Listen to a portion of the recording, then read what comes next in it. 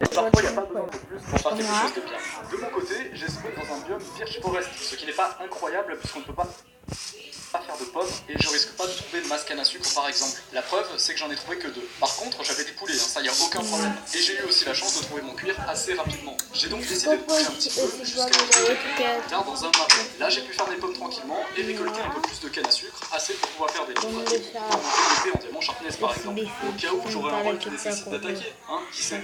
Bref, je me dirige en cave afin de commencer bien mon stuff en attendant les rôles et donc en attendant de savoir comment j'allais jouer la game. Car en fonction de mon rôle, j'allais pas forcément mener toute la game. Il y a des rôles qui nécessitent de sortir tôt, peut-être que l'assassin par exemple, pour éviter qu'un camp prenne l'avantage sur l'autre et donc d'être bloqué ensuite.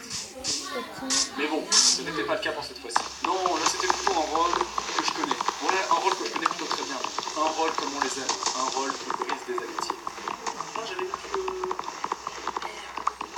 Ma team est donc composée de Lib, The Prof Copla, Daiko, Lino, Pollux et Septox. Dedans, on y trouve l'infect perdé, mais également le fameux loup-garou. La stratégie va donc être de ne pas se faire cramer, de se faire passer pour un innocent tout en attaquant des villageois. Mais il ne faudra pas oublier de se méfier du traître dans notre pays. Et la dernière fois que j'étais loup avec Cédric, c'était plutôt tendu entre nous. De ce côté-là, on s'en souvient. Non mais vraiment, leur partage, c'est pas possible que ça s'appelle. Oi! En normal, vous savez qui tu es.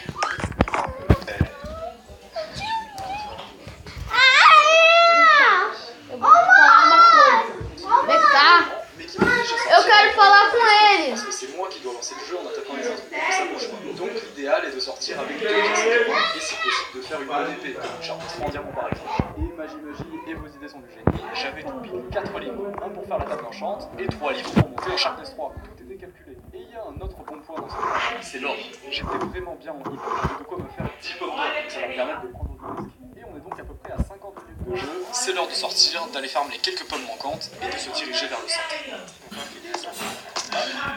Miko, qui était Ange, et dans le coup, premier mort, l'ange. Alors si on était dans le jeu original, il aurait gagné la game puisqu'il est mort en premier. Mais bon, ici c'est différent. Donc ça fait un villageois de moins. Mais la question c'est, qui l'a donc attaqué? Est-ce un loup? Est-ce le couple? Ou alors est-ce qu'il est mort du PVE tout simplement? Il fallait que je me dirige vers le 0-0 car l'action avait déjà débuté et il ne fallait pas que je tarde trop. Et en me dirigeant vers le 0-0, je trouve un premier joueur. Et quand Fab était donc pas enchante. Je décide donc de lui laisser ma table enchante histoire qu'elle en profite, sinon c'est pas drôle.